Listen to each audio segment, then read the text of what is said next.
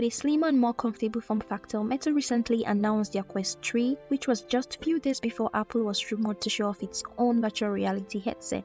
So for anyone who missed it, the new Quest 3 is going to be coming with higher resolution, stronger performance thanks to the new Snapdragon chip, and they mentioned it's going to be coming with a more comfortable and about 40% slimmer form factor compared to the Quest 2. And I think this is a great feature we all love to see, or rather experience, when it comes to comfort and great fit. There's also a redesign for the touch controllers with a more streamlined and ergonomic form factor, and with the direct touch feature you can also explore without the controllers. So what this means is you can interact with the virtual object with just your hands.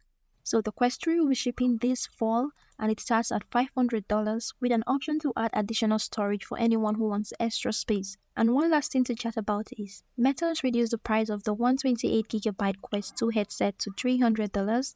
So if you've been wanting to get your hands on the Quest 2, then this is probably the right time to do that. So guys, there you have it. Virtual reality is an ever-evolving field that is continuously expanding and enhancing, with multiple choices continuously being introduced to the market. According to Meta, this is their most powerful headset yet, and personally I would love to see how they've improved the user experience of the Quest 3 compared to the Quest 2. And of course, if you liked this video, don't forget to hit that like button and follow for more content like this one. See you in the next one. Bye!